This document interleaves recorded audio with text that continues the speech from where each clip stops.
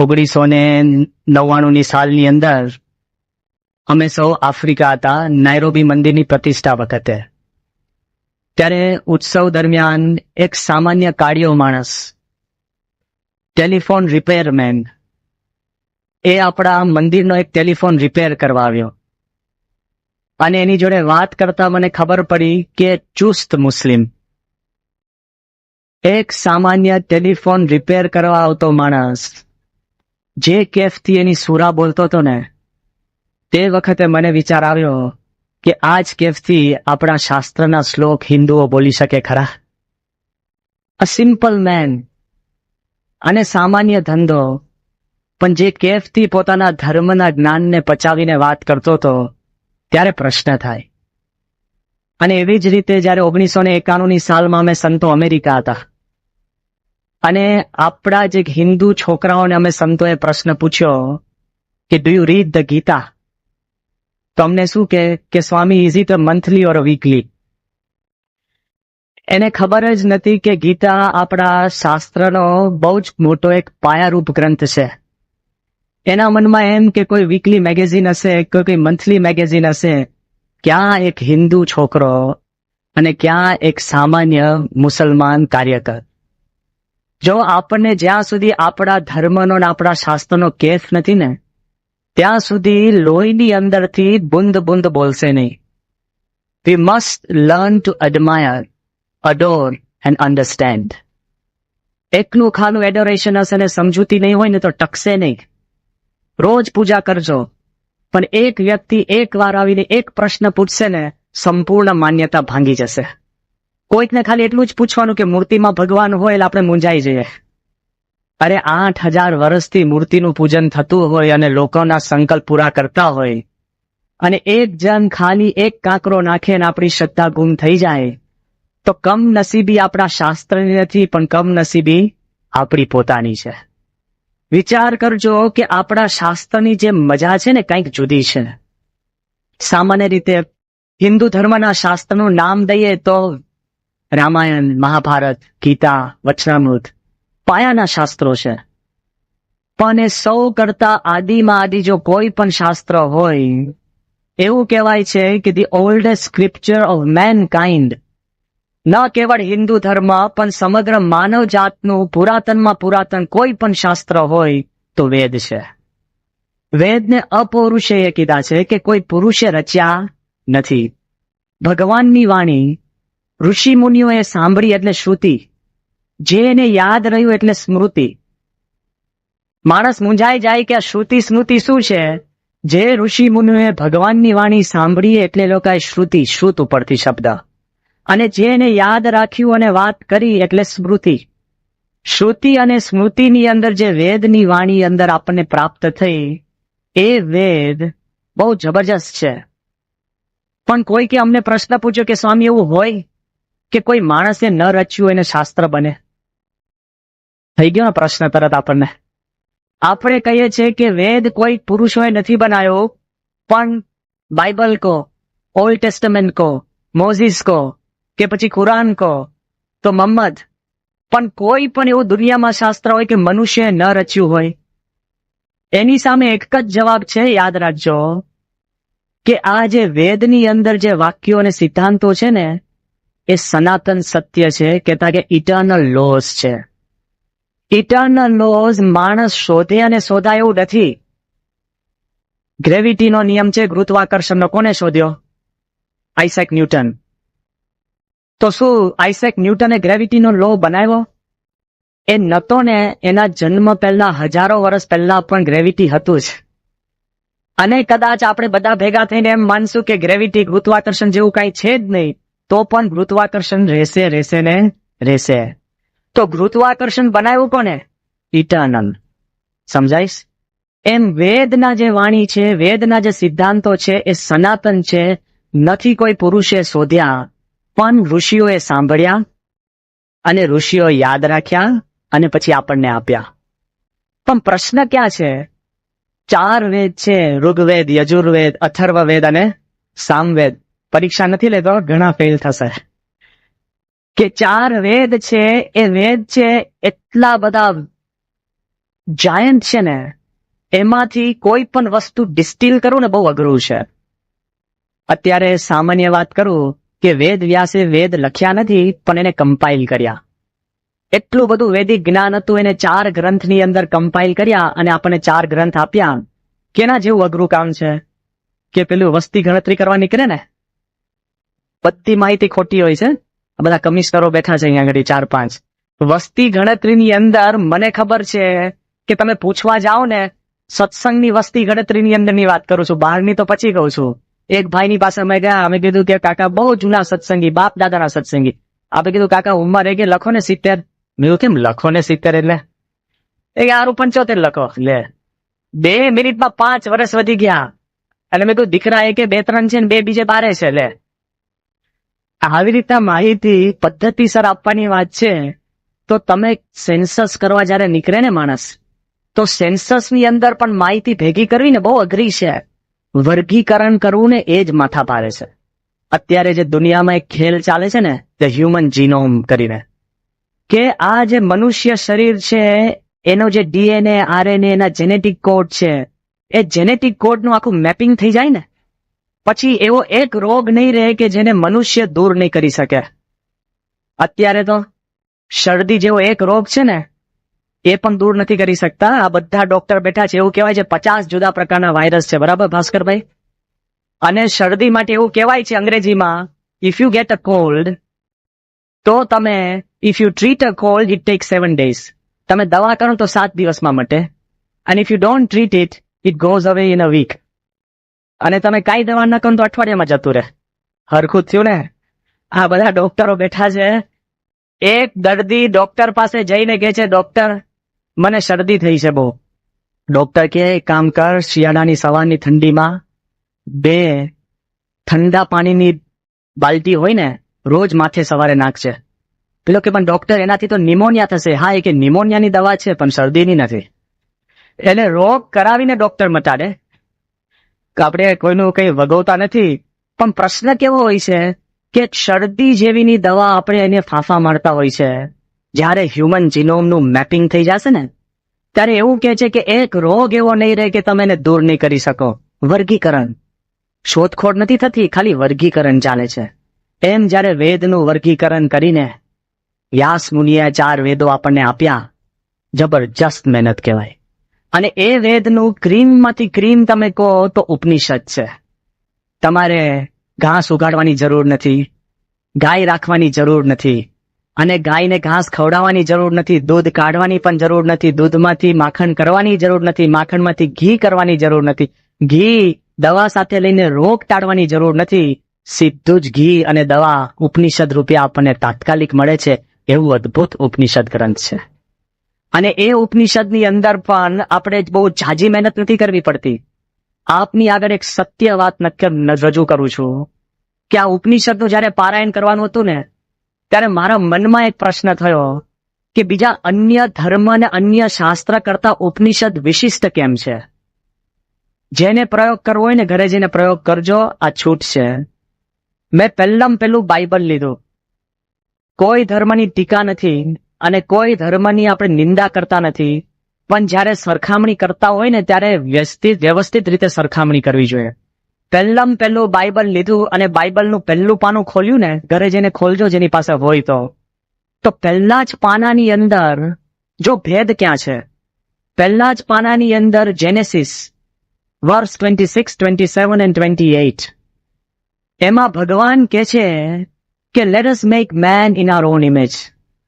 ભગવાન એમ કહે છે કે આપણે મનુષ્યને આપણા પોતાના રૂપ પ્રમાણે બનાવીએ. પછી ભગવાન કહે છે મનુષ્યને, સાંભળજો, શબ્દશઃ બોલું છું, એન્ડ ગોડ કમાન્ડેડ મેન. ભગવાને માણસને બનાવીને એને આજ્ઞા કરી. શું આજ્ઞા? બી ફ્રૂટફુલ, ફળદ્રુપ થજે, ઇન્ક્રીઝ ઇન નંબર્સ. આ પોપ્યુલેશન એક્સપ્લોઝન ભારતનો પ્રોબ્લેમ નથી, ત્યાંથી આવ્યો છે. ફર્સ્ટ વાક્ય છે કે be fruitful, increase in numbers. પછી કે છે subdue the earth and rule over it. તું પૃથ્વીની ઉપર રાજ મેળવ અને પૃથ્વીની ઉપર શાસન કર. સબડ્યુ ધી અર્થ. પછી વાક્ય લખે છે કે main You should rule over the fish in the water, over the birds in the sky, over the livestock on this earth, and over every green plant and herb found on this earth. શું કે છે? ભગવાન મનુષ્યને આજ્ઞા કરે છે કે તું શાસન કર અને માછલીની ઉપર ને પક્ષીની ઉપર ને વનસ્પતિની ઉપર ને દરેક પૃથ્વી ઉપર જે કાંઈ જીવે છે એના પર તું શાસન કર. જો એ ધર્મની અંદર એક ભેદરેખા બહુ સ્પષ્ટ છે. કઈ ભેદરેખા? The ruler and the ruled. શાસક અને શાસિત. ખબર પડી? ભેદરેખા છે.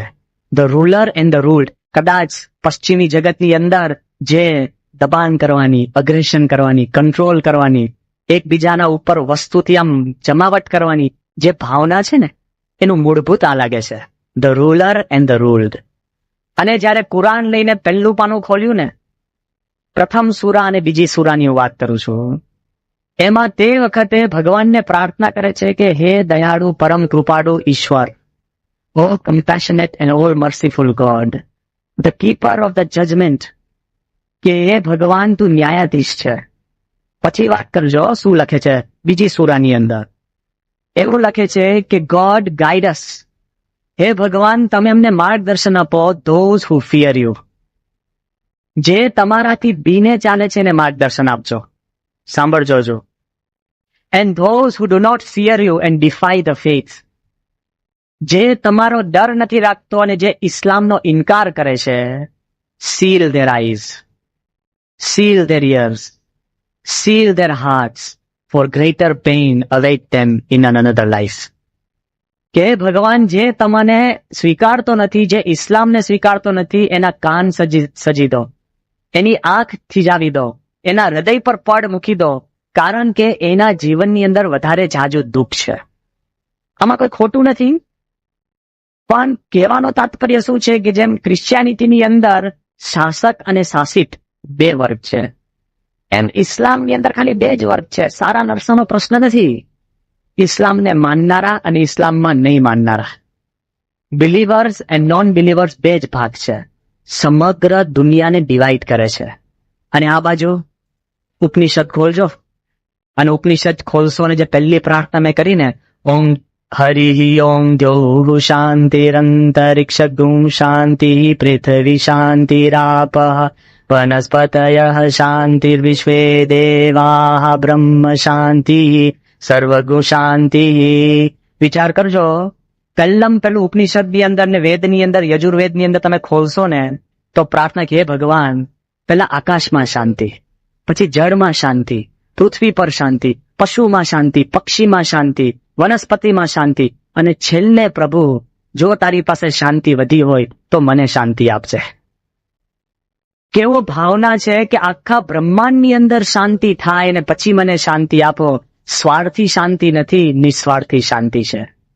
અને હકીકતની અંદર કોઈ કાળે શાંતિ છે ને, બીજી બધી જગ્યાએ શાંતિ નહીં હોય ને ત્યાં સુધી શાંતિ નથી આવતી. એ રીત છે દુનિયામાંથી જુદા થવા માટે. એક પશ્ચિમી જગતની મેં તમને વાત કરી ને કે તમે જુદા કેવી રીતના તરી આવો ખબર છે? By being different. પરદેશમાં કેવું હોય, જુદા કપડાં પહેરો ને, જુદી ચાલ, જુદી વાણી, જુદા વાળ, જુદી બોલી. જેમ તમે જુદા કપડાં ને જુદી વાણી, જુદી ગાડી, જેમ જુદું કરશો ને એમ માણસની મહત્તા વધારે છે. અને ભારતમાં યુનિફિકેશન. પહેલો ઈશાવાસ્યમિદમ સર્વમ યત કિંચ જગત્યામ જગત તેન ત્યક્તેન ભુંજીતા મા ગ્રદઃ કસ્ય સ્વિત્તનમ. પહેલો ઈશોપનિષદનો શ્લોક છે કે હે ભગવાન, આ દુનિયામાં જ્યાં હું નજર નાખું ને ત્યાં તું છે. મનુષ્યમાં જે ભગવાન છે, પશુમાં છે, પંખીમાં છે, વનસ્પતિમાં છે, કોઈ જુદાપો નથી. યુનિફિકેશનથી આપણી વિશિષ્ટતા છે, જુદા પડવાથી વિશિષ્ટતા નથી. એ આપણા શાસ્ત્રની એક અદ્ભુત વાત છે. એ વાત જયારે આ અંતરમાં ખબર પડે ત્યારે આપણને ખ્યાલ આવે છે કે એની વિશિષ્ટ વાત કંઈક જુદી છે. અને હકીકતમાં એવું છે, જો આપણે આજુબાજુની ચિંતા નહીં કરીએ ને તો માણસના જીવમાં પ્રગતિ નથી થતી. સમાંતર પ્રગતિ થાય તો શાંતિ આવે છે. એક ખેડૂત હતો અને દર વખતે દુનિયાની અંદર જયારે કોમ્પિટિશન થાય ને બિયારણની, તો દર વખતે એના ખેતરની અંદર જે પાક થાય ને એ બિયારણ નંબર 1 આવે. 10 વર્ષથી ફર્સ્ટ એનું જ બિયારણ આવે, 10 વર્ષથી. અને આજુબાજુ ખેતર કરતા પણ એનું બિયારણ પરફેક્ટ ને સારામાં સારું. જ્યારે એને સિક્રેટ પૂછીને રહસ્ય કે ભાઈ તારું બિયારણ 10 વર્ષથી સારામાં સારું કેમ આવે છે, તેને શું કીધું ખબર છે? કે મારું જે બિયારણ હોય ને એ હું આજુબાજુ દરેક ખેતરવાળાને મફત આપું છું નાખવા, કે એની ઉપર મધમાખી બેસીને પછી મારા ખેતર પર આવે તો એ બિયારણ ભેગું લઈને મારા ખેતરમાં આવે ને તો મારું ખેતર સારું થાય, એટલે બિયારણ સારું આવે છે. ચારેય બાજુ સારું કરશો ને તો તમારું સારું થશે. પેલો કે સ્વામી ડ્રિંક એન્ડ ડ્રાઈવ, હું તો દારૂ નથી પીતો એટલે મારે વાંધો નથી, પણ સામે વાળો પીન ચલાવતો હોય તો આ દુનિયામાં બધા ન પીવે ને ચલાવે ને તો સેફ છે. હા, એક ચલાવતો ને તમારા ઘરમાં આગ ના લાગે પણ બાજુવાળાના ઘરમાં લાગે તો એટલે હવે ઘરે જઈને ચિંતા નહીં કરતા કે બાજુવાળાનો ગેસ ચાલુ છે કે બંધ છે. પાછા આ તો ઊંઘ ના આવે, ટેન્શન થઈ જાય એવું છે. પણ આ દુનિયાની પરિસ્થિતિ કેવી છે કે ચારે બાજુ તમે શાંતિ હશે તો શાંતિ મળશે.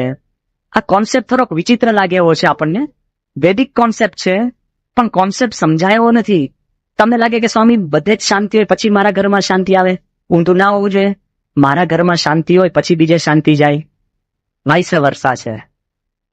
બધું જ છે ને પેરેલલ ચાલતું હોય. પેલો કે હું જમું અને વધુ સરખું જ હોય, તું જમે છે ને વધે જ છે. પેલો કે શું અને સ્વપ્ન, તો સુવે તો જ સ્વપ્ન આવે.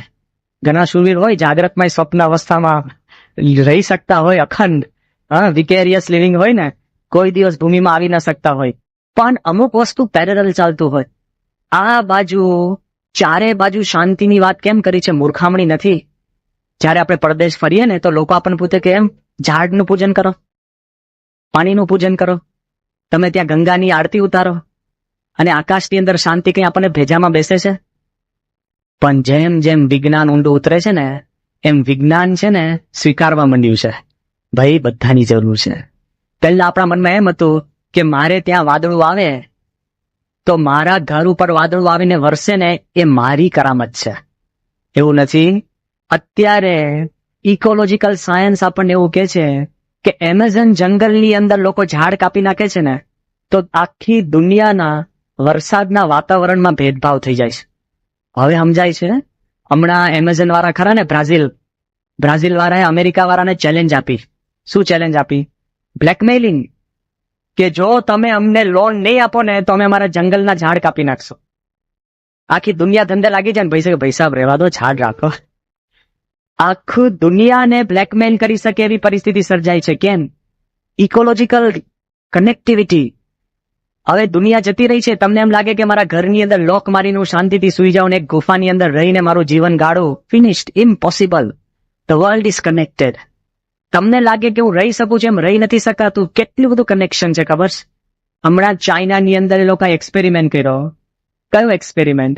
કે ચાઇનાની અંદર એ લોકો ચોખા ઉગાડે, ચોખાના ખેતર અને ખેતરો, huge giant communes and farms of wheat, આપણે રાઈસ, અને એટલી બધી પેડી ફિલ્ડ્સ હતી. એમાં જે બાઈઓ, ચાઇનીઝ બાઈઓ એ જે કામ કરવા જાય ને તો એ ખેતરોની અંદર છે ને કરોડિયા બહુ હતા, સ્પાઈડર્સ. કરોડિયાથી સામાન્ય રીતે છે ને સ્ત્રીને બીક લાગે જ, પુરુષને બીક લાગે પણ સ્ત્રીને સામાન્ય બીક લાગે જ. એટલે આ બધી જે ખેતરોમાં બાઈ જાય ને એ બધી પાછી આવી જાય એ કે બહુ કરોડિયા છે. ચાઇનીઝ ગવર્મેન્ટે વિચાર કર્યો કે આપણે કંઈક ઇલાજ કરીએ અને આ ખેતરોમાંથી બધા કરોડિયા નાશ કરીએ. Let us destroy the spiders. અને એ લોકોએ પ્રયોગ કરીને બધા જ સ્પાઈડર્સને મારી નાખ્યા. પછી શું થયું ખબર છે? તે વર્ષે જરા પણ ચોખાનો પાક પાક્યો નહીં. કેમ? કારણ કે નાની એવી જીવાત હતી ને એ ચોખામાં ચડી ગઈને સમગ્ર ચોખાના પાકને ખલાસ કરી નાખ્યો. આ કરોડિયા હતા ને જીવાતને ખાઈ જતા હતા જેથી ચોખા પાકતા હતા. પછી મૂંઝાયા. એવું કહેવાય છે આખા ચાઇના દેશની અંદર સ્પાઈડર ફાર્મ્સ કર્યા, કરોડિયાની ખેતી કરવી પડી અને એક એક કરોડિયા લઈને ખેતરમાં પાછા નાખ્યા તો 3 વર્ષે વઘાર બેઠો અને ફરીવાર ચોખા પાક્યા. એટલે કુદરત જોડે છેડછાડ કરતા નહીં, જેમ છે એમ સારું છે. જો ઇકોલોજીકલ બેલેન્સ તમે જરાક બદલો ને તો શાંતિ નથી રહેતી. સામાન્ય બેલેન્સની વાત કરું છું. આપણા શાસ્ત્રમાં એમ વાત કરી કે આકાશમાં શાંતિ રહે, હે ભગવાન, હે પ્રભુ, વાયુમાં શાંતિ રહે. હવે એર પોલ્યુશનનો બધાનો અનુભવ છે ને અમદાવાદમાં. આ તો મિલો બંધ થઈ ગઈ. હા, હું રોજ મંદિરે ઉભો થઈને 28 મિલના ભૂંગળા ગણતો. નવા મેં સાધુ થયા ને 81મી સાલની અંદર, મેં મરી ગયા હતા. 28 ભૂંગળા અને કોઈકે અમને કીધું હતું કે અમદાવાદમાં ખાલી તમે શ્વાસ લો ને તો રોજનું 1.5 પેકેટ સિગરેટ પીએ છે આદેશ હતા. હા, તો પીવામાં શું વાંધો છે કેમ? એવું ના, એવું પીવાય નહીં. વધારે શા માટે નાખવું આપણે? આપણા મનમાં એમ થાય રોજ 1.5 પેકેટ સિગરેટ પીએ છીએ એટલું પોલ્યુશન છે, પણ એ ખબર નથી પડતી અસર કરે છે. બર્મિંગહામની અંદર અમે જ્યારે ઇંગ્લેન્ડમાં ભણતા હતા, બર્મિંગહામમાં એક છે ને સ્પેગેટી જંકશન છે. એક પુલની ઉપર બીજો પુલ, બીજા ઉપર ત્રીજો, ચોથો, પાંચમો, એ રીતે લગભગ 17 થી 18 પુલો એકબીજા પર ત્યાં આમ જાય છે. અને ત્યાં જે ગાડીઓ ફરતી હોય ને, એ ગાડીઓમાંથી લેડ મોનોક્સાઇડ પોઈઝન નીકળે બારે. તો લેડ મોનોક્સાઇડ પોઈઝન જે ગાડીના ફ્યુઝમાંથી નીકળે, ત્યાં તો છે ને અનલેડેડ પેટ્રોલ હોય છે, તો પણ આપણે તો રિક્ષાવાળા કેરોસીન જ નાખતા હોય છે. હા, અને ગમે તેલો રૂમાલ નાખો, ફેફસા અંદર જોજો, પણ મહેરબાની કરીને એક્સરે નહીં પડાવતા, નીકળ બેભાન થઈ જશો. બધા ફેફસામાં કાંઈક ને કાંઈક અંદર સડો હશે જ, કોમન છે. તો લેડ મોનોક્સાઇડ ત્યાં આગળ એ એરિયામાં એટલો નીકળતો, તો ઇંગ્લેન્ડમાં તો બધા નાના નાના ઊંડા ઉતરે ને માણસો. ખબર પડી તે એ સ્પગેટી જંકશન અગાડી એક સ્કૂલ છે, એ સ્કૂલમાં છોકરાઓની બુદ્ધિ મંદ થવા માંડી અને એના ઓ લેવલ્સની અંદર માર્ક્સ ઓછા આપવા માંડ્યા. અને જ્યારે આ લોકોએ રિસર્ચ કરી ત્યારે ખબર પડી આ લેડ મોનોક્સાઇડના પોઈઝનથી માણસની બુદ્ધિ મંદ થાય છે, એટલે માર્ક્સ ઓછા આપે છે. એ સ્કૂલમાં બધા છોકરાઓને પાસ કરી દીધા. કેમ? ચિંતા થઈ માણસને કે પ્રદૂષણવાળી હવા લઈને માણસને અંદર અશાંતિ થાય છે. જો શાંતિ, ઉપર શાંતિ હોવી જોઈએ તો અહીંયા શાંતિ થાય છે. અને પછી કે છે કે આપહ શાંતિ, પાણીની અંદર પણ શાંતિ હોય. પાણીમાં શાંતિ એટલે હવે કેવું, બારે ફરવા જાવ તો આપણે બિસ્લેરી શોધીએ જ કે નહીં? હા, 6 વર્ષ પહેલા એવું હતું? કોઈના ઘડાનું પાણી પીતા હતા કે નહીં? અરે આપણે ત્યાં આગળ જઈને રેલવે સ્ટેશન ઉપર પણ જે પેલો નળ હોય ને, કોઈ નળમાંથી પાણી પીએ છે? કેમ? બિસ્લેરી. પછી યસ, નાના નાના પાઉચીસ. માણસના મનમાં એમ સેટ થઈ ગયું કે આપણે છે ને શુદ્ધ પાણી પીવું જોઈએ. અત્યારે તો એવું કહેવાય છે, 2000ની સાલનો મેં એક રિપોર્ટ વાંચ્યો હતો ટાઈમ મેગેઝિનની અંદર, કે દુનિયાના જે આ તત્વો છે ને એની શું સ્થિતિ છે એનો રિપોર્ટ આપ્યો હતો. એવું એ લોકોએ સ્ટેટમેન્ટ આપ્યું છે કે હવેના 10 વર્ષની અંદર નેક્સ્ટ વર્લ્ડ વોર જો થશે ને, તો it will be float because of water. Oil નહીં, પાણીની માટે યુદ્ધ શરૂ થશે, કારણ કે શુદ્ધ પાણી મેળવવું બહુ અઘરું છે. હમણાં તો અહીંયા આગળ પેલી રાસકા વિહાર અને ત્યાં આગળ મોટી મોટી પાઇપલાઇન નાખી, પણ રાજકોટની પરિસ્થિતિ મને ખબર છે, હું તે જ વખત ત્યાં હતો. બધા MLA હોય ને, પોતાના વોર્ડનું સારું રાખવા માટે ત્યાં આગળ છે ને વધારે કલાક પાણી આપી દે. તો પેલો આવીને છે ને પેલો બળજબરીથી એની વાલ્વ બંધ કરે, તો પેલો પાઇપમાં કાણું પાડે. ઊંટની ડોક જેવું છે.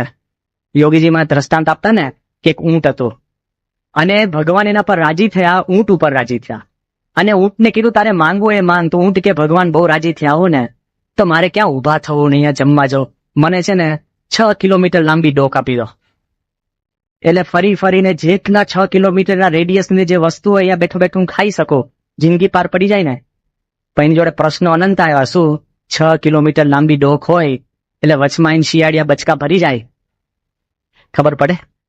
હા, શિયાળીઓ બચકા ભરી જાય, કૂતરા બચકા ભરી જાય, સામાન્ય કાગડો બેઠા 2 વાર કોચે, અને હજુ ઊંટને ખબર પડે ને આખી ડોક કપાઈ ગઈ, મરી ગયું. એમ આ પાઇપલાઇન છે ને ઊંટની ડોક જેવી છે, સમજી ગયા? હા, ભલા અંદરથી કાણું નાખીને પાણી લઈ જાય. જો શુદ્ધ પાણી માટે કેટલા પ્રશ્ન. અને તમને જો એક આંકડો આપું ને તો ગભરાઈ જશો. એવું કહેવાય છે કે દુનિયાનું 100% જે શુદ્ધ પાણીનો જે જથ્થો છે ને, એમાંથી 96% પાણીનો જથ્થો છે ને ઉત્તર ધ્રુવ અને દક્ષિણ ધ્રુવમાં છે. નોર્થ પોલ અને સાઉથ પોલની અંદર 96% ઓફ ફ્રેશ વોટર છે. 4% બચ્યું. એ 4%માંથી 2% છે ને કેનેડામાં છે. અને આપણે બધા જે આંટા મારીએ છીએ, સુખ માણીએ છીએ ને, એ 2%માં મારીએ છીએ. એ 2% જો હલ્યું તો શું થાય? હા, વિચાર કરજો. એટલે આપણા ઋષિ મુનિએ કીધું કે ભગવાન પાણીમાં પણ શાંતિ આપજો, શાંતિ ભવતું, અને આકાશમાં પણ શાંતિ આપજો. અને પૃથ્વીનો તો બધાનો અનુભવ છે જ ને. પૈસા પૃથ્વીમાં શાંતિ આપજો, કઈ થવા નહીં દેતા. સાક્ષી છે આપણને. જરા પૃથ્વી ડોલી ને, હા, કોઈ પૂછવા નથી કે શેષનાગ ડોલ્યો કે શું ડોલ્યું, પતી ગયું આપણે. હા, કોઈ કાળે આપણે વિચારતા હતા કોઈ પણ ઘર લેવા જતા તો પેલા શું પૂછે ખબર છે? ફ્લોર એરિયા કેટલો, સુપર સ્ટ્રક્ચર કેટલું, અને હવે ફાઉન્ડેશન કેવું છે ભાઈ? આખી આપણી ફિલોસોફી બદલાઈ ગઈ. એક જ આંચકાની અંદર ફિલોસોફી બદલાઈ ગઈ. ભાઈ ફાઉન્ડેશન કેવું છે? તિરાડ છે, આજુબાજુ કેવી જમીન કેવી છે, બધા છે ને સ્ટ્રક્ચરલ એન્જિનિયર અને જીઓલોજીસ્ટ થઈ ગયા છે. એક ભગવાને આમ જરાક આપણને હલાવી નાખ્યું ને, ક્યાંથી ક્યાં. હવે તમારી વાત તો જોવા દો, હું ભુજમાં ગયો તો ત્યાં અને આશ્વાસન આપવા, અને પહેલે જ દિવસે 26મી જાન્યુઆરી ત્યાં પહોંચ્યા અને 27મી સાંજે બધાને ભેગા કરીને અમે ઉપદેશ આપ્યો તો બહુ ચિંતા કરવા જેવી નથી. અને આ તો ભૂકંપ કહેવાય, આફ્ટર શોક આવશે, બધું પાણી બ્રાન્ચિંગ ગયા હોય ને, લાઇબ્રેરીમાં ઘોડો શીખીને ગયા હોય ને એવું, ચિંતા નહીં કરવાની, આમ તેમ.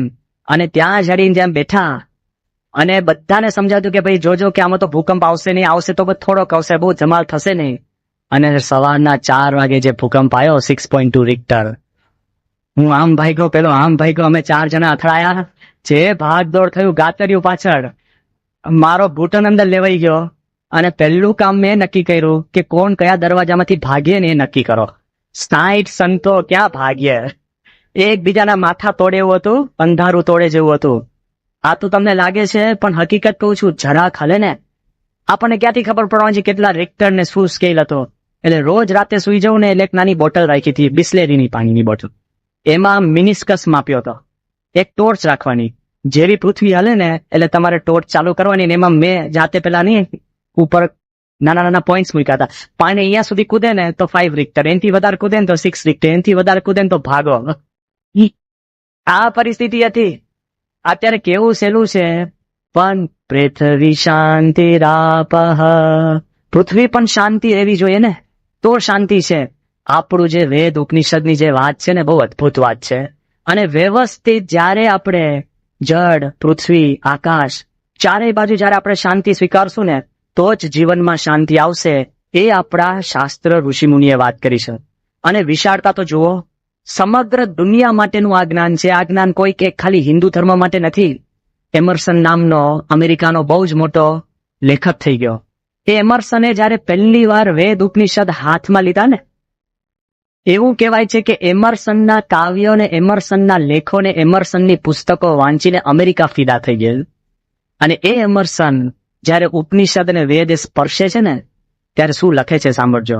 In the great books of India, ભારતની અદ્ભુત જે પુસ્તકો, in the great books of India an empire spoke to us. Nothing small or unworthy, but large, serene and consistent, the voice of an old intelligence, which in another age and climate had pondered and disposed of the questions that exercise us. એમર્સને લખ્યું કે જે ભારતની અદ્ભુત પુસ્તકોની અંદર એક જબરજસ્ત સામ્રાજ્ય આપણી જોડે વાત કરી રહ્યું હતું. એ એમર્સન એવું લખે છે કે સામાન્ય નહીં, નાનું નહીં, પણ વિશાળ, શાંત અને કહેવાય છે સાતત્ય ધરાવતું એવું જ્ઞાન હતું. એવો અવાજ કે પુરાતન જબરજસ્ત મેધાવી કોઈક અવાજ હોય એ અવાજ વાત કરી રહ્યો છે. અને કેવું કે એ વખતના સમયમાં આપણને જે પ્રશ્ન અત્યારે નડે છે ને, એ બધા પ્રશ્નનો નિકાલ કરીને બેઠેલું એ આ ઉપનિષદ. અત્યારે જે આપણને પ્રશ્ન નડે છે એ બધા પ્રશ્નને નિકાલ કરી શકે એવું ઉપનિષદ જબરજસ્ત કહેવાય. શોપનહાવર, જર્મન બહુ જ મોટો ફિલોસોફર, ભગવાનમાં નતો માનતો, નાસ્તિક. એક વાર જયારે શોપનહાવર મરવા પડ્યો ને, ત્યારે ઓ ગોડ બૂમાબૂમ કરવા લાગ્યો. ત્યારે લોકોએ કીધું કે but sir, in your philosophy there is no God. શોપનહાવરને કહે છે કે તારા તત્વજ્ઞાનની અંદર ભગવાન જ ક્યાં છે? તાર શોપનહાવર શું કે છે ખબર છે? કે in suffering philosophy is not complete without God. એ કે જ્યારે દુઃખ આવે ને, આપણે કેમ રેલો આવે ને, ત્યારે એ ભગવાન થઈ જ જાય. કોઈ પણ એક કે ગમે તેવો આટલો મોટો માણસ હતો ત્યારે આમ ભગવાન આમ પોકારી જ જવાય, ઉપર જોઈ જ લેવાય છે, ગમે તેવો માણસ હોય. મેં જોયું બધા કે ને કે આ ભૂકંપ પછી લોકો નાસ્તિક થઈ ગયા. મેં કહ્યું ભાઈ, ભૂકંપ પછી લોકો આસ્તિક થઈ ગયા. જરાક દુઃખ આવે ને બધા ઉપર જોવા માંડે, કોણ બચાવે, કોણ રક્ષા કરે. આ બાજુ શોપનહાવર કેવો હતો ખબર છે માણસ?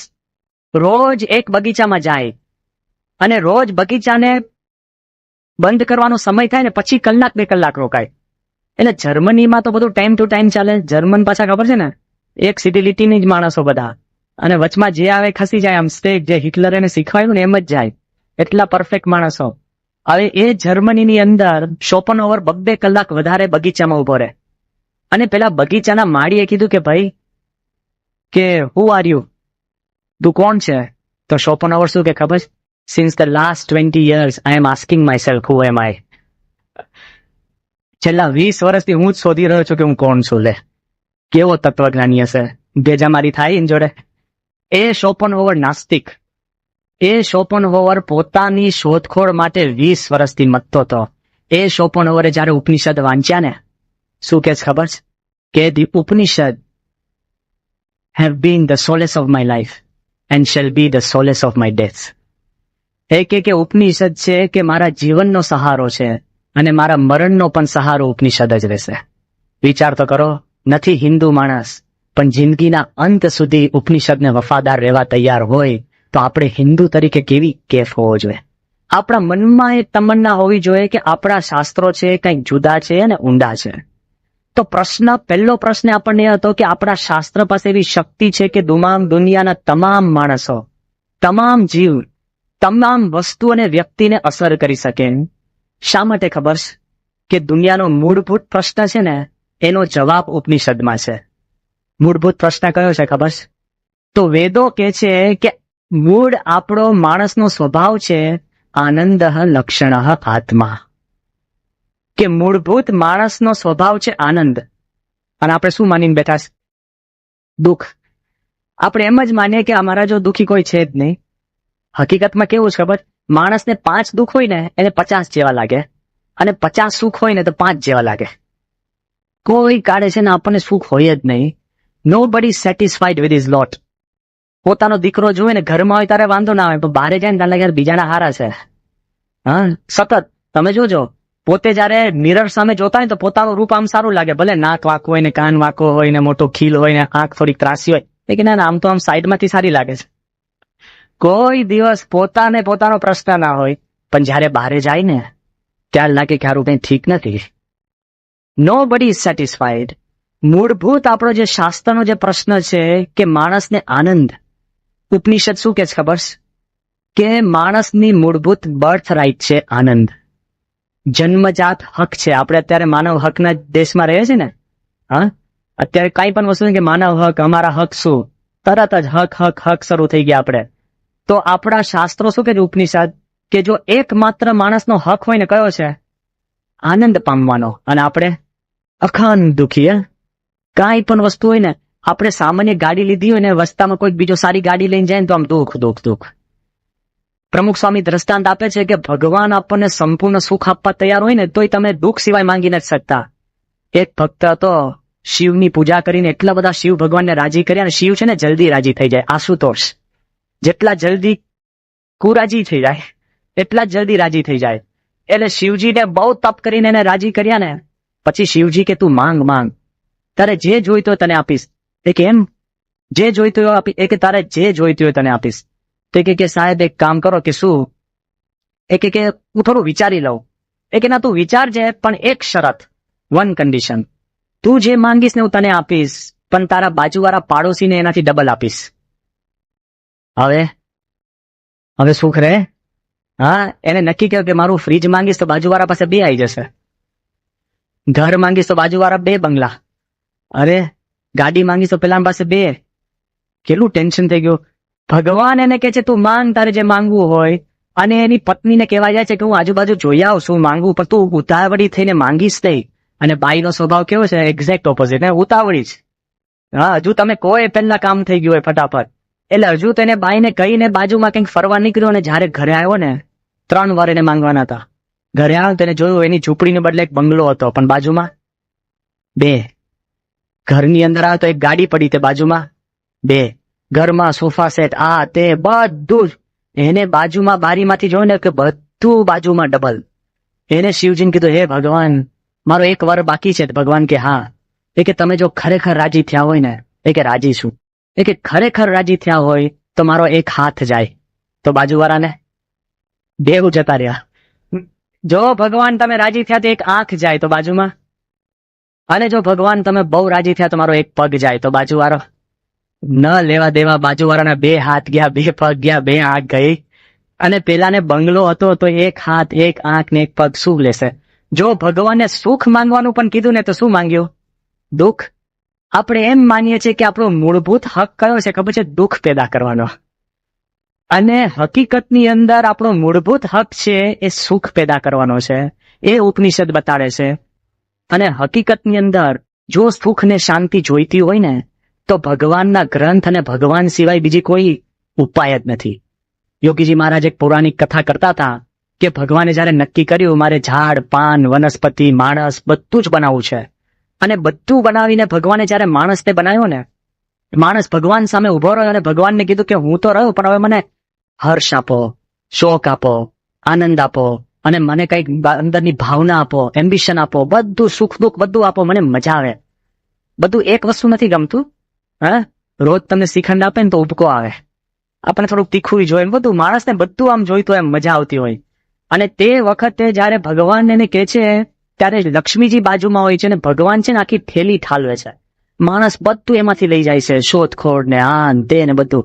એમાં એક ચિઠ્ઠી છે ને ભગવાને પગ નીચે દબાઈ દીધી. પગ નીચે દબાવી અને માણસ તો છે ને આ બધા શોધખોળ ને સુખ સાહેબી ને કમ્ફર્ટ્સ ની અંદર ફરતો ફરતો બધું લઈને જતો રહ્યો. અને પછી લક્ષ્મીજી કહે છે કે તમે માણસને એટલું બધું આપ્યું છે ને તમારી પાસે નહીં આવે. ખ્યાલ આવ્યો ને? જયારે બહુ આપી દો ને પછી ના બાપ પણ છે ને છેલ્લે દિવસે વિલ કરતા હોય, કારણ કે હું છોકરાને બધું આપી દીધું તો પતી ગયો. હા, કેટલો બધો વિશ્વાસ સગા દીકરામાં, છેલ્લે દિવસે વિલ કરે. પણ છેલ્લો દિવસ ક્યાં ખબર છે? આમાં આવે છે ઉપનિષદની અંદર, ધીરજ રાખજો બધા હજુ. પણ તે વખતે ભગવાને જે પગ મૂકી દીધો ને તો લક્ષ્મીજી ભગવાનને કહે છે કે આ શું પગ નીચે દાબ્યું? ભગવાન પગ ઊંચો કરે છે, એ ચિઠ્ઠીની અંદર 2 વસ્તુ લખી હતી. શું ખબર છે? શાંતિ. ભગવાન કે છે મેં માણસને બધું આપી દીધું, સાધન, સામગ્રી, સુખ, સાહેબી બધું આપી દીધું, પણ શાંતિ છે ને ભગવાનના ચરણાવિંદુ પર છે, એ સિવાય બીજે ક્યાંય શાંતિ નથી. અને હકીકતની અંદર ઉપ વત્તા ની વત્તા સદ, ઉપનિષદનો જે સંસ્કૃત અર્થ તમે જુઓ ને, ઉપ વત્તા ની વત્તા સદ એટલે સમીપમાં લઈ જવું, કે જે તમને પરમાત્માની સમીપમાં લઈ જાય ને એ ઉપનિષદ.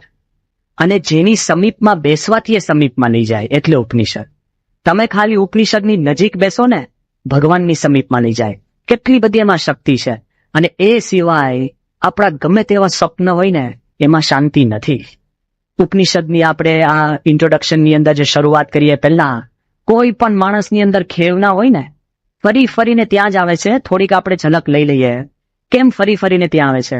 દુનિયામાં અત્યારે કોઈને પણ એક પ્રથમ પ્રશ્ન પૂછે ને તમને લાગે છે સુખ અને મજા ક્યાં છે, તો કોઈ પણ છોકરાને અત્યારે પૂછે ને તો શું કે ખબર સ્વામી? સ્પોર્ટ્સમાં. નિર્દોષ ગણાય કે નહીં? સ્પોર્ટ્સ, રમત ગમત. હવે સ્પોર્ટ્સમાં પણ માણસ ત્યારે ટોચ ઉપર પહોંચે છે ને, હતાશા જોઈ છે આપણે. કેવી હતાશા? બિયોન બોર્ગનું તમે નામ સાંભળ્યું હશે, ટેનિસ. અત્યારે ટેનિસ બહુ દુનિયાની બહુ સારી બહુ મોટી રમત ગણાય છે. અમે જયારે નાના બાળકો હતા ને ત્યારે અમે જોયું છે, અમે પણ જોતા. 5 વખત વિમ્બલ્ડન કન્ઝેક્યુટિવ ચેમ્પિયન બન્યો છે. દુનિયામાં 3 વખત વિમ્બલ્ડન ચેમ્પિયન 1 વર્ષ 2 વર્ષ ને 3જા વર્ષ બને ને એટલે રાજા કહેવાય. 5 વર્ષ બિયોન બોર્ગ. એવું કહેવાય છે કે આઈસ્કૂલ બોર્ગ. આઈસ્કૂલ એટલે એ હારતો હોય અને એની સામે પોઈન્ટ જાય, રેફરી ખોટું ડિસિઝન આપે પણ હરફ ન ઉચ્ચારે. અત્યારે તો રેકેટો ઉછળે એમ તરત જ બૂમા બૂમ થઈ જાય. આઈસ્કૂલ માથા ઉપર બરફ રાખીને બેઠો હોય ને એવી રીતના રમે બિયોન બોર્ગ. આ રમતા અમે જોયો છે એટલે હું કહું છું. હવે વિચાર કરજો કે એ માણસ એટલી નામના એને મેળવી કે 5મી વખત જયારે વિમ્બલ્ડન કપ જીત્યો ને ત્યારે કોકોકોલા કંપની વાળા ખાલી કોક બાટલી લઈ આવ્યા. એક જ કોકનો ઘૂંટડો પીવા માટે એને $1 મિલિયન આપ્યા હતા. એક તો કોક મળે, ઘૂંટડો પીવા માટે $1 મિલિયન. ક્યારે? 5મી વખત વિમ્બલ્ડન જીત્યો ત્યારે. કેવી નામના. એવું કહેવાય છે કે દુનિયાની સારામાં સારી એરલાઇન્સ એને ફ્રી ટિકિટ. બૂટનું તો બધાને ખબર છે, એડવર્ટીઝમેન્ટની અંદર બધા કપડા, બૂટ, આ તે. અને એવું કહેવાય છે કે કેટલી પત્નીઓમાં, બાઈઓમાંથી એને એક પત્ની સિલેક્ટ કરી અને એનો જે ડ્રેસ એને સીવડાયો તો $500,000 ના હીરા માણેક જડીને એની પત્ની માટે એને ડ્રેસ સીવડાયો. $500,000. અને તે વખતે એની પત્નીને એને જે ભેટમાં શું આપ્યું ખબર છે? આપણે આપીએ ને અત્યારે આપણે માંગીએ ને ફ્રીજ ને શું માંગ્યો છે? ફ્રીજ ને ફ્લેટ ને એવું બધું બધા માંગતા હોય છે. પછી કે પૈઠણ નથી લેતા, પૈઠણનો બાપ કહેવાય. હા, પૈઠણ નથી લેતા.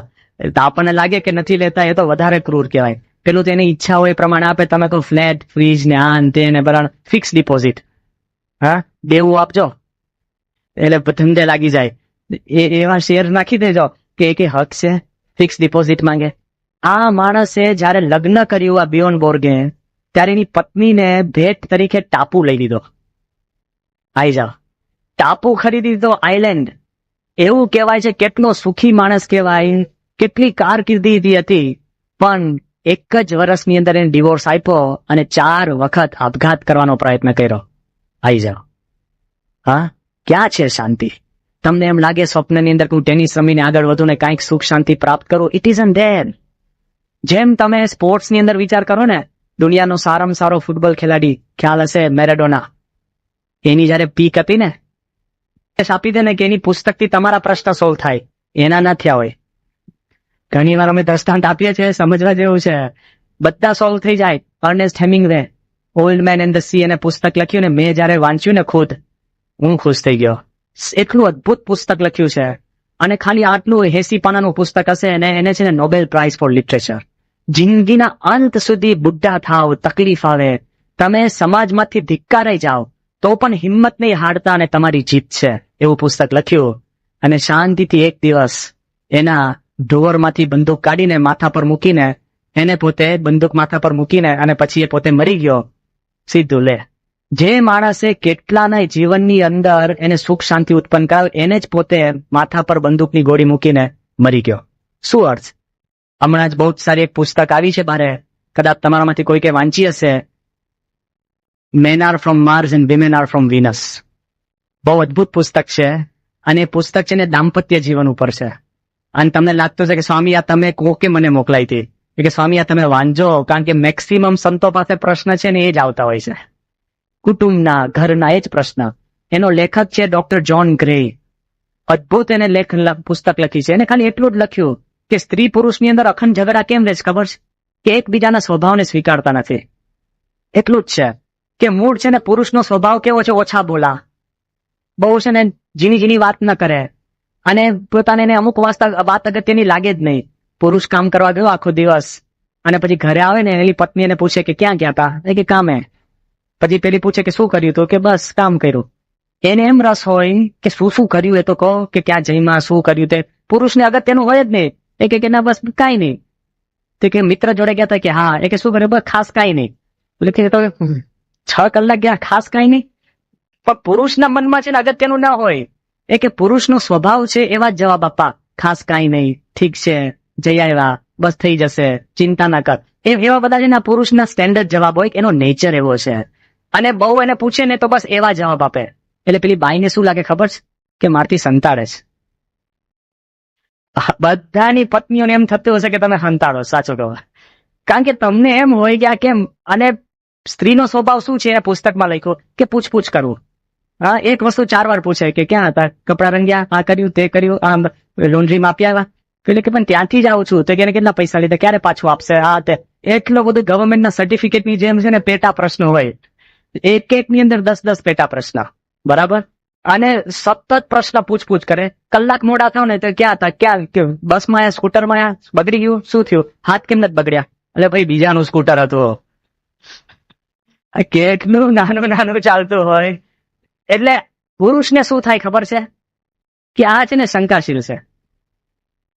પેલાને એમ થાય ભાઈને કે આ છુપાડે છે, અને સ્ત્રીને એમ, પુરુષને એમ થાય કે આ પૂછપૂછ છે ને ફસપોટ છે, પૂછપૂછ મગજ ખાઈ ગઈ, કે હમણાં કામે થયા અને એ થાય. પણ પેલો શું કે છે કે તમે એમ સ્વીકારી લો કે બાઈનો એવો સ્વભાવ છે, પૂછ્યા જ કરશે.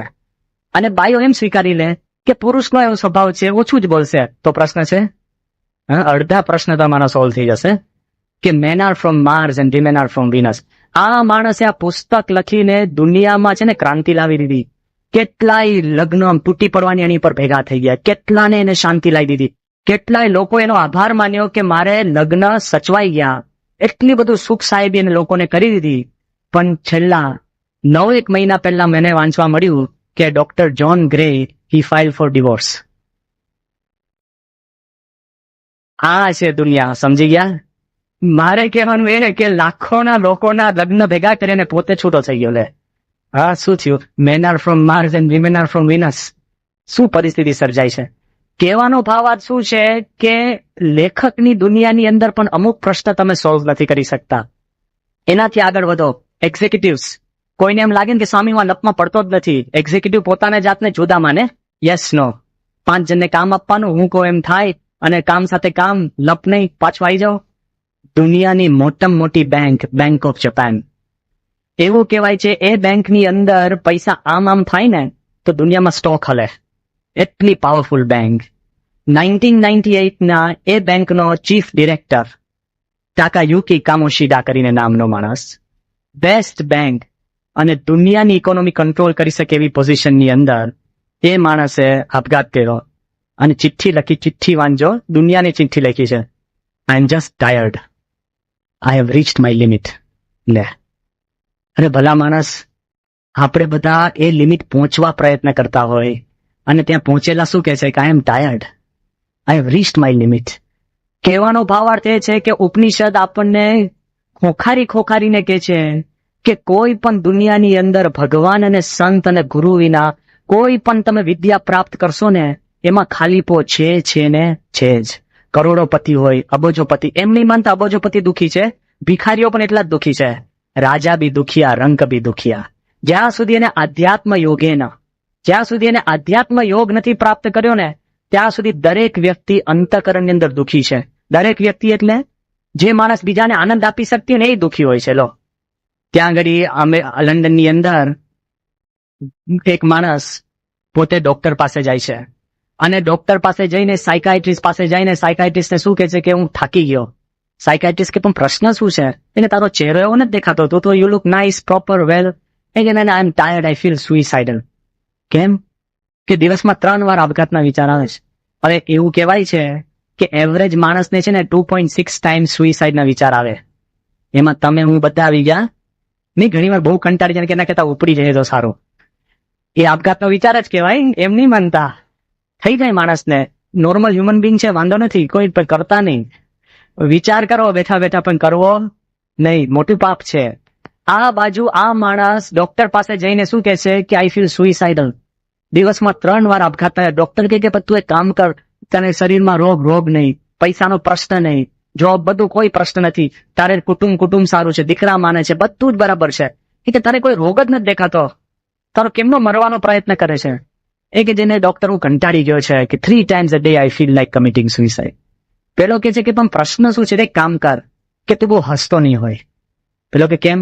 એ કે અહીંયા આગળ એક સર્કસ આવ્યું છે, એ સર્કસમાં એક ક્લાઉન છે, આપણે કહીએ ને જોકર, અને એ જોકર ગ્રોમોલિન કરીને જોકર છે, હું તને પૈસા આપીશ, તું દિવસમાં 3 વાર એ સર્કસ જોવા જા. એ તું જોકરને જોઈશ ને એટલો બધો તો ખુશ થઈશ, હસીને બેવડ થઈ જઈશ, કોઈ દિવસ તને પ્રશ્ન નહીં રહે, અઠવાડિયામાં તું સાજો થઈ જઈશ. પેલો શું કે સાહેબ, એ જોકર જ હું પોતે છું, હું જ ગ્રોમોલિન છું, એ પોતે હું છું. જે માણસ લાખો ને હજારોને આનંદ આપી શકતો હોય ને, inside we are sufferers. Public successes, private failures. જે માણસ આખી દુનિયા મેં જોયા છે કે એક ડોક્ટર એટલો બધા કેફ વાળો માણસ ને, અને હું મળેલો છું, પોતાના અંડર ગ્રેજ્યુએટ સ્ટુડન્ટ જોડે પોતાના બૂટની દોરી છોડાવે, આવે ને આમ હપ કહીને મારે કાઢે, અને જ્યારે ઘરે જાય ને ત્યારે એનો દીકરો એને મારે. લો, શું સ્થિતિ! Public successes and private failures. Upanishad એવું કહેવા માંગે છે કે you may have public failures but you will be a private success. કે તમારા અંતરની અંદર તમે રાજાના રાજા બની શકશો. એ ઉપનિષદની એક વિદ્યા છે, અને એ વિદ્યામાં એ કહે છે કે રાજા બી દુખિયા, રંક બી દુખિયા. કોઈ પણ મોટો માણસ હોય, ગમે તેવો હોય ને, વિચાર કરીને પણ સક્સેસ જતા નથી. સક્સેસ ક્યારે જવાય? જો નેપોલિયન, એને કીધું કે આ દુનિયામાં એવી કોઈ વસ્તુ નથી હું પ્રાપ્ત ન કરી શકું, but I heaven scene 6 days of happiness. 6 દિવસ સુખના ન જોયા હોય નેપોલિયન. અને આપણે મૂછ મરોડીને કે સ્વામી બસ દુઃખ જ નથી. હમણાં કહું તે રાતે સુવા જઈએ ને મોઢું કેવું છે ને ત્યારે ખબર પડે કે દુઃખ છે કે નહીં, સ્વપ્ન કેવા આવે છે ત્યારે ખબર પડે કે દુઃખ છે કે નહીં. અને કેવું છે, ગમે તેવો રાજા મહારાજા હોય ને, બધું સારું હોય ને, પણ થોડો પ્રશ્ન હોય ને એમાં દુઃખ. નાની દુઃખ આપણને નડતું હોય છે. એકવાર એક રોમન માણસ, રોમની સંસ્કૃતિ તો તમને ખબર છે કેટલી અદ્ભુત હતી. એવું કહેવાય છે કે રોમન માણસ પોતાની પત્નીથી કંટાળીને એ ડિવોર્સ આપવા જતો હશે ત્યારે લોકોએ રોક્યો અને કે તું તો બહુ પ્રોપર છે, તારી પત્ની બરાબર છે, તું કેમ જાય છે? કોઈ પ્રશ્ન નથી, લોકોને લાગે તું બરાબર છે. એને તરત એનો બૂટ કાઢ્યો. એ કે આ બૂટ મારા પગની સાઈઝનો છે કે નહીં? એ કે બરાબર. આ બૂટ મારા પગ પર સારો લાગે છે કે નહીં? એ કે બરાબર. એ કે બધું જ આ બૂટ મારી સાઈઝનો મેં જ ખરીદ્યો છે. But I bet none of you can tell me where it pinches me. મને ક્યાં ડંખે છે તમે નહીં કહી શકો. એટલે બધું બરાબર, મને કાંઈક ડંખે છે. નાનું નાનું ડંખ શું હોય? એક પત્નીએ એક પતિને ડિવોર્સ આપવાનું કારણ શું આપ્યું ખબર છે? કે નસકોરા બહુ બોલાવે છે. લે અરે એ કઈ કારણ છે પણ ઉપડી ગયા. મેં પોતે તપાસ કર્યો છે. અમે સંતોએ ભેગા થઈને છોકરાઓને પૂછ્યું કે તમને ઘરમાં પ્રશ્ન શું છે? એ કે મારા બાપુજી જમે છે ને ત્યારે દાળના સબડકા બોલાવે છે, મને બહુ એલર્જી છે. લે તમારા સબડકા એને નડતા હોય, તમને લાગતું હોય. એક છોકરા એવું કીધું કે દર વખતે હું સુઈ જાઉં ને તો નક્કી મારા મધર છે ને મારા રૂમનું બારણું ખોલે ને ખોલે જ. કેમ? ખાલી જોવા કે હું સુઈ ગયો છું કે નહીં. અરે ભાઈ, આપણને લાગે બધું બરાબર છે પણ નાની નાની વાત માણસોને નડતી હોય છે. કોક વાર તો કાંઈ જ ના હોય, ફરીને પાછું આવે. રાજા ભરથુરનો પ્રસંગ ખબર છે? કેવો રાજા! અને એ રાજા એટલો બધો આપણે કે ચક્રવર્તી રાજા હતો, ચારે બાજુ એની નામના બધા જ રાજા માટે ઝંખે. અને તે વખતે એ રાજાને એક ઋષિ અમરફળ આપે છે. અમરફળ આપીને એને શું કહે છે કે તું આ અમરફળ ખાઈ જા, તું અમર થઈ જઈશ. ઇમોર્ટલ ફ્રૂટ.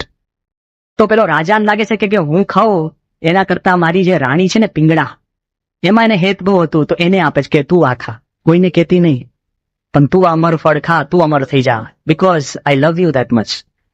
પેલી પિંગળાને છે ને પાછો એ જ રાજાની અંદર છે ને જે ઘોડેસવાર હતો ને અશ્વપાલ, એની જોડે સંબંધ હશે. તો એને અશ્વપાલને બોલાયો ખૂણામાં. એ કે કોઈને કહેતો નહીં, તું મારો પ્રિયમાં પ્રિય છે, તું લે છે ને આ અમરફળ ખા, તું અમર થઈ જા. અશ્વપાલને એવું લાગ્યું કે હું ખાઉં એના કરતા એક વેશ્યા હતી કે રોજ મારે એની જોડે સંબંધ છે, તો લાવો એ વેશ્યાને બોલાવીને કે છે કે તું મારા માટે પ્રિયમાં પ્રિય છે, તો તું છે ને અમરફળ ખા, તું અમર થઈ જા. પેલી વેશ્યાને છે ને રાજા માટે પ્રેમ બહુ. એટલે ભર્તૃહરિ પાસે આવીને ખૂણામાં બોલાય કે રાજા, એ કે શું કે અહીંયા હો? એ કે શું? એ કે તમે મારા માટે પ્રિયમાં પ્રિય છો. એ કે એટલે કે હું તમને કોઈને કહેતા નહીં, હું અમરફળ આપું છું, તમે ખાઓ, અમર થઈ જાઓ. પેલો રાજા કે હારો મારું જ મને પાછું ક્યાંથી આવ્યો હારો? Return to sender. તે વખતે ભર્તૃહરિ કહે છે કે યામ ચિંતયામિ સતતમ મયી સા વિરક્તા સા પન્ય જનમ ઇચ્છતિ સ જનોન્ય સક્તઃ અસ્મત કૃતે પરિતુષ્યતિ કાચિદન્યા ધિક્તામ ચ તમ ચ મદનમ ચ ઇમામ ચ મામ ચ. એ કે છે કે આ દુનિયાની અંદર જે હું ચાહું છું બધું જ ખોટું છે. એના મનની અંદર એવું થઈ ગયું કે જે મને દેખાય છે ને સાચું નથી, અને એ વેદ ઉપનિષદ તરફ વળે છે. રાજા હોય ને, રાજપાટ છોડીને વળવાની વાત છે. આપણે વ્યવહારમાંથી 1 કલાક કાઢીએ ને એમાં બહુ મૂછો ન મરડી. બુદ્ધ ભગવાને રાજપાટ છોડીને ધર્મના માર્ગમાં ચડી ગયા. ગોપીચંદ રાજા રાજપાટ છોડીને, આપણે ત્યાં માથે એટલો વ્યવહાર નથી કે ભગવાનની જે વાત છોડવાની હોય તો ભગવાનની વાત માટે જે છોડવું પડે છોડવું જોઈએ. એ ઉપનિષદનો મહિમા છે. એટલે ઉપનિષદ શરૂઆતમાં જ એક વાક્ય કે છે. કયું વાક્ય? સ ગુરુ મેવા અભિગત છે. તમને પ્રશ્ન છે, ગુરુને પકડ, ગુરુને શોધી લે. તમને મનની અંદર ઊંડે ઊંડે દ્વિધા છે, ગુરુને પકડ, ગુરુને શોધી લે. એકલા ઉપનિષદ એવું નથી કહેતા. દુનિયામાં તમે ઠેર ઠેર વ્યક્તિ પાસે જાઓ ને, બધા જ કહે છે કે એવા ગુરુ તમને મળે ને ત્યારે તમારા જીવનની અંદર શાંતિ થશે. રૂડિયર્ડ કિપલિંગ ઓક્સફર્ડ અને કેમ્બ્રિજના છોકરાના કોન્વોકેશનના દિવસની અંદર એને જાહેરમાં પ્રવચન આપ્યું. એ ભારતીય સંસ્કૃતિથી છે ને ટેવાયેલો હતો. કિપલિંગે વાત કરી, એને કીધું કે અત્યારે તમે કોલેજના જે બધા છોકરાઓ છે ને, તો 2-5 મહિનાની અંદર તમારી નીચે 500-600 માણસ કામ કરતા હશે, અને તમારે કોઈની પાસે ભીખ નહીં માંગવી પડે એટલા હોશિયાર છોકરાઓ છો. અને 3-4 વર્ષની અંદર તમે એવી નામના મેળવશો કે લોકો તમારા નામ શોધીને આવશે. People will be searching for you. એટલા હોશિયાર છોકરાઓ છો. You know what he said then? કે on this day of convocation I want to tell you that people will be searching for you. You will have achievements that people will envy. But one day, you will come across a person who is beyond ego, who wants nothing of this world, and before him, you will feel that you have paled into insignificance. કે એક વખતે તમે એવા કોક વ્યક્તિની સામે આવશો જેને આ દુનિયાની પડી નથી. કોપિનવંતઃ ખલુ ભગવંતઃ. કે જેને દુનિયાની પડી નથી, દુનિયાની કોઈ ચિંતા નથી, જેને માન નથી, કોઈ આશા નથી, તૃષ્ણા નથી. એવા સંતની પાસે તમે આવશો ને ત્યારે તમને ખબર પડશે કે તમે કાંઈ જ નથી. કોણ કે છે? કોઈક પરદેશી માણસ પરદેશી સ્ટુડન્ટને કે છે, આપણા વેદ ઉપનિષદ આપણને શું કે છે કે જો તું ગુરુને મળીશ ને તો અંતરમાં શાંતિ છે. પ્રમુખ સ્વામી પાસે એક ભાઈ આવ્યા અને પ્રમુખ સ્વામીને છે ને આમ જોર જોરથી કહેવા લાગ્યા અંગ્રેજીમાં કે આઈ વોન્ટ પીસ. એને પ્રમુખ સ્વામીને કહેવા લાગ્યા કે સ્વામી કે હું શાંતિ ઈચ્છું છું, આઈ વોન્ટ પીસ. અને પ્રમુખ સ્વામી ખાલી એક જ વાત કરી સાંભળવા જેવી. સ્વામી કે એને કહો પેલા આઈ ઉપર ચેકડો મારે, પછી વોન્ટ ઉપર ચેકડો મારે, પછી એની પાસે પીસ છે જ. જો આ સંત આપણને ઉપાય આપે છે કે get rid of your I, get rid of your desires અને all you have is peace. સંતની પાસે આવો ને ઉપનિષદની કરામત એ છે કે તમે ગમે તેવી વ્યક્તિ હો, ગમે ત્યાંથી આવો ને તો તમારા હાથની અંદર એ શાંતિ મૂકી દે છે. અને કેવી રીતના શાંતિ મૂકે છે કે એની હાજરીમાં શાંતિ ઉત્પન્ન થાય છે. આજના જે અંતના ભાગમાં આપણે જોઈએ કે સંતની હાજરીમાં શાંતિ એટલે શું ખબર છે? સ ગુરુ મેવા વિગચ્છેત. ખાલી ગુરુની પાસે જાઓ ને શાંતિ થાય. તમે ખાલી પરફ્યુમની દુકાનમાં જાઓ ને, if you enter a shop of perfume, કઈ ખરીદો હોય ને તોય તમને છે ને પરફ્યુમની વાસ તો આવે, ફ્રી હોય. હા, એમાં ચાર્જ ન થાય. તમે પરફ્યુમની દુકાનમાં જાઓ અને કઈ ખરીદો નહીં ને તોય તમને ફ્રી વાસ મળે. એમ પ્રમુખ સ્વામી પાસે આવો ને, તમે માંગો નહીં ને, શાંતિ તો બાય પ્રોડક્ટ છે. તમે સ્વામી પાસે જાઓ અને તમને શાંતિ સાહજિક પ્રાપ્ત થતી હોય છે. સગુરુ મેવા વિગચ્છેત. તમે ગુરુ પાસે પગ મૂકો ને તમને શાંતિ ઉત્પન્ન થાય છે. એટલી બધી એનામાં શક્તિ છે. કેવી શક્તિ? તો બે પ્રસંગ આપું છું, તમે યાદ રાખજો. ઉપનિષદની જે ટ્રેડિશન છે ને એ અહીંયા આગળ દેખાય છે. બે પ્રસંગ કયા કે એકવાર પ્રમુખ સ્વામી રાતના 10 વાગે અમે સંતો સ્વામી જોડે 10-15 જણ બેઠા હતા. રાતના 10 વાગે પ્રમુખ સ્વામીના મોઢામાં ચોકટા કાઢી લીધા હોય, બરાબર, ખોડામાં કોશિકો હતો અને સ્વામી આમ બેઠા બેઠા ખાલી આમ વાતચીત કરતા હશે. એ વખતે રાતના સ્વામીને મળવા વાઈકે અલગ આવ્યા.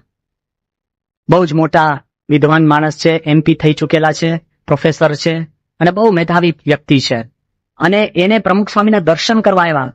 એટલે મને પણ મનમાં વિચાર થયો કે રાતના 10 વાગે યાર, આપણે પણ રાતના 10 વાગે તમે સુવા જવાની એની પર હોય ને કોઈ જોવા આવે ને, આ તો સારું થયું વિડીયો ફોન નથી, નીકળ તો લોકો છે ને વાર ઓળીને ફોન કરવા જાય. પછી આ તો ફોનમાં મોડું નથી દેખાતું ને, શાંતિ છે. નીકળ તો 15 મિનિટ તમે માથું ઓળો, વાળ ઓળો ને પછી ફોન કરવા જાઓ. એટલે આપણે તો રાતના કોઈ આવતો હોય ને કે બહાર જ રાખજો, અંદર લાવતા જ નહીં. આ વાઈકે અલગ પ્રમુખ સ્વામીને મળવા આવ્યા. બસ સામાન્ય રીતે એને સ્વામીને કંઈક નર્મદાના પ્રશ્ન પૂછે ને પ્રમુખ સ્વામી એને પ્રશ્ન પૂછ્યા અને બસ એટલી નાની મુલાકાત હતી 10 મિનિટ. પછી after 6 months, now remember this, 6 months, I have never met વાઈકે અલગ. Nobody knows him. એમને મેં મળ્યા નથી, કોઈ બીજા સંસ્કાર નહીં. 6 months પછી રિચર્ડ સેલેસ્ટ, અમેરિકાનો એમ્બેસેડર, ગુજરાત આવતા હતા. વાઈકે અલગે મને કીધું કે સ્વામી તમે આવજો, થોડીક વાતચીત કરીએ. We went to his place, અહીંયા આગળ છે ને એનું ડિપાર્ટમેન્ટ ઓફ એન્વાયરમેન્ટ. એની અંદર 8-9 બિઝનેસમેન હતા. સમવેગ લાલભાઈ, ઉત્કર્ષ શાહ, પછી સુધીર ભાઈ ખરા ને આપણા ટોરેન્ટ વાળા, પછી છે ને બીજા 5-10 બીજા બધા મોટા મોટા બિઝનેસમેન. એ લોકો 10-15 જણ. એમાં હું પહોંચી ગયો. મને તો અજુગતું લાગે. મેં કહ્યું આમાં મારે કઈ લેવા દેવા નહીં, મારે શું કરવાનું અહીંયા. ત્યાં જઈને બેઠો. એમ્બેસેડર થોડા મોડા આવવાના હતા. નાઉ લિસન વોટ હેપન્ડ. વાઈકે અલગ એમને બોલવા લાગ્યા. એને બધાને પૂછવા લાગ્યું કે હેવ યુ મેટ પ્રમુખ સ્વામી? લાઈક અ ટીચર બધા બિઝનેસમેનને પૂછે કે હેવ યુ મેટ પ્રમુખ સ્વામી, હેવ યુ મેટ પ્રમુખ સ્વામી? એમાં એકાદ જણ એવું બોલ્યો કે ના, હું મળ્યો નથી. બીજા બધા મળેલા. ત્યારે વાઈકે અલગ he began, listen, he said the best time to meet Pramukh Swami is at 10 o'clock at night,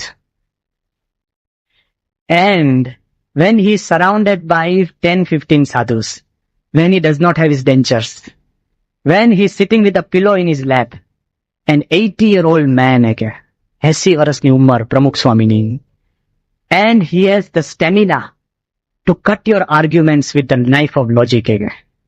કે હું એને પ્રશ્ન પૂછું તો લોજિક તર્કના ચપ્પા વડે મારા એક એક પ્રશ્નને સ્લાઇસ કરી શકે એવી પ્રમુખ સ્વામીની બુદ્ધિ છે.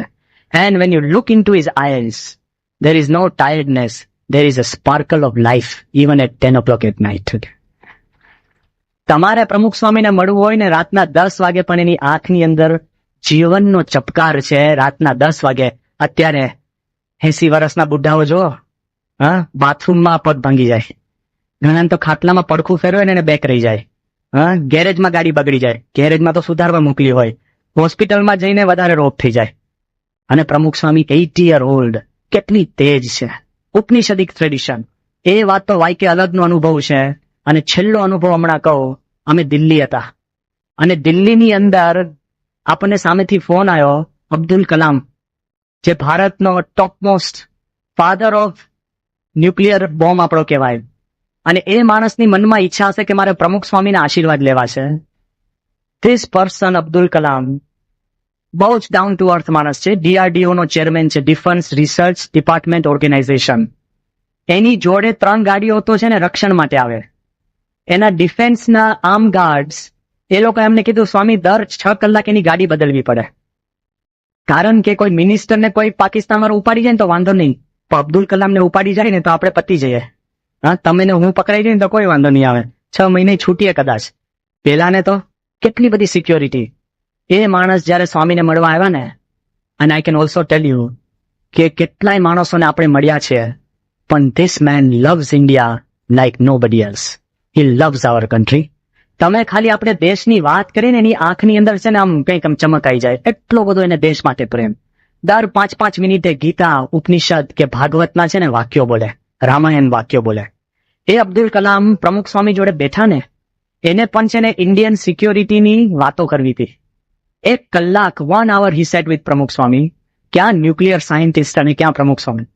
તે વખતે સ્વામી એને કીધું કે તમે છે ને આપણા ઉપનિષદિક ઋષિઓ હતા ને, જે માન માટે કામ નતા કરતા, એમ તમે માન માટે કામ નથી કરતા, એટલે તમે ઋષિ, ઉપનિષદિક ઋષિ છો. લો, પ્રમુખ સ્વામી મહારાજે એને ઉપનિષદિક ઋષિનું ઉપમા આપી. એ અબ્દુલ કલામ સ્વામીને મળીને જ્યારે જમવા બેઠા ને, રાતના 10:15 વાગે અમે બધા બેઠા હતા. Word for word I am recounting the words. He said કે all my life I have been working with energy. આખી જિંદગી એનર્જી જોડે કામ કરીશ. એ કે if my teachers had not spotted me I would have been a fisherman. એના બાપે તો એને છે ને માછલી પકડવા માટેની જાળી આપી જ દીધી હતી. માછીમાર કુટુંબમાંથી આવે છે. એના ટીચરે એને સ્વીકારીને એને આગળ વધાર્યો, એટલે આટલો મોટો વૈજ્ઞાનિક થઈ ગયો. એ માણસે વાત કરી કે 2000 વર્ષ જૂનું એક કાવ્ય મને યાદ આવે છે. 2000 year old verse written by Sant Thiruvallur. થિરુવલ્લુવરે એક વાક્ય લખ્યું છે. એને કીધું કે he has not written for any religion or God or any country. કોઈ ધર્મ, કોઈ દેશ, કોઈ ભગવાન માટે નથી લખ્યું. પણ એ વાક્ય છેલ્લા 50 વર્ષથી મારા મનમાં મુંજાય કરે છે ને મને બેસતું નથી. 50 વર્ષથી એક વાક્ય એના મનમાં હતું, બેસતું નતું. કયું વાક્ય? સંત થિરુવલ્લુવર લખે છે, if you have pain in your heart, તમારા હૃદયની અંદર જો દુઃખ હોય, and if you want to remove that pain, તમારે દુઃખ કાઢવું હોય, ડોન્ટ બાવ ડાઉન ટુ ગોડ. એ કે ભગવાનને તમારે નમસ્કાર કરવાની જરૂર નથી. બાવ down to a cosmic energy. બ્રહ્માંડીય શક્તિની સામે તમે નમસ્કાર કરશો ને તો યોર પેઇન વિલ બી રિમૂવ્ડ. આવું એક વાક્ય સંત થિરુવલ્લુવરે 2000 વર્ષ પહેલા લખ્યું છે. સિન્સ લાસ્ટ 50 years આ વાક્ય મારા ભેજામાં બેસતું નતું. But when I was sitting at the feet of Pramukh Swami, there was a mighty flow of the cosmic energy of the universe, and I had a pain which would not go. It vanished instantly. આ માણસે કીધું કે પ્રમુખ સ્વામીના પગ અગાડી હું જયારે બેઠો ને તો વર્ષોથી મને એક દુઃખ હતું, એ જતું નતું ને, કે આટલું બધું ન્યુક્લિયર એનર્જી, આ એનર્જી બધી મેં કરી છે. પ્રમુખ સ્વામીના પગ અગાડી બેસતાથી મારા જીવનમાંથી દુઃખ કરી જાય તો આ છે ને ઉપનિષદિક બળ છે. ઉપ વત્તા ની વત્તા સદ સમીપે લઈ જાય એવી પ્રમુખ સ્વામી પાસે શક્તિ છે. એથી જ શંકરાચાર્યએ કીધું કે શરીરમ સુરૂપમ સદા રોગ મુક્તમ યશશ્ચારો ચિત્તમ ધનમ મે તુલ્યમ ગુરુ રંગ્રી પદ મે મનશ્ચેતન લગ્નમ તતઃ કિમ તતઃ કિમ તતઃ કિમ તતઃ કિમ. સારામાં સારું શરીર, મેરું જેવું ધન હોય અને તમારી કીર્તિ ચારે બાજુ હોય, છતાં પણ જો ગુરુની પાસે તમારું મન લગ્ન નથી તો તેથી શું, તેથી શું, તેથી શું. તો ઉપનિષદનું મૂળભૂત સાર છે સગુરુ મેં એવા વિગત છે. આવતીકાલે આપણે ઉપનિષદ આજે જે પ્રવેશ કરી લીધો કે આનંદ લક્ષણ આત્મા, એ આનંદ આપણો લૂંટાઈ ન જાય એટલે ગુરુ પાસે આવીએ. ઉપનિષદનું જે મૂળભૂત જ્ઞાન એટલે શું, ગુરુ શિષ્યનો જે સંબંધ છે એનું જે જ્ઞાન, તો આવતીકાલે આપણે 10 ઉપનિષદ ટૂંકમાં જોઈ લઈશું. ઈશોપનિષદ, તૈત્તરીય, છાંદોગ્ય અને કઠોપનિષદ, ઐતર્ય, મુંડક, માંડુક્ય, એ બધા ઉપનિષદ ટૂંકમાં આપણે જોઈશું. અને સાથે સાથે નચિકેતાનું જે આખ્યાન છે કઠોપનિષદની અંદર, અત્યાર સુધી દુનિયામાં બધી દવાઓ મળી ગઈ પણ મૃત્યુ સામેની કોઈ દવા મળી નથી. બે જ કેરેક્ટર એ કેવળ ભારતીય સંસ્કૃતિમાં છે કે જેને ડેથની સામે સામનો કર્યો છે. એક સાવિત્રી, પોતાના ધણી માટે સાવિત્રીએ છે ને યમને હંફાવ્યો, અને બીજો છે નાનકડો યુવાન નચિકેતા. તો આવતીકાલે નચિકેતા જ્યારે ડેથના દરવાજા ઉપર ટકોરા મારે છે એ ઉપનિષદની અંદર આપણે આવતીકાલે ખાસ જોઈશું. તો આજે આપણે પ્રાર્થના કરીએ કે શાંતિની ખોજ ગુરુના ચરણે છે. દુનિયાના કોઈ જગ્યાએ શાંતિ નથી, અને બાઇબલ કરતા અને કુરાન કરતા પણ આપણી જે શાંતિનો કોન્સેપ્ટ છે એ સમગ્ર, સામૂહિક અને સ્વાર્થી શાંતિ નથી. તો આપણને પણ મનમાં એવું કેફ રહે કે આપણે આ ઉપનિષદનું જ્ઞાન વિશેષ ને વિશેષ પ્રાપ્ત કરી શકીએ. એ જ પ્રાર્થના.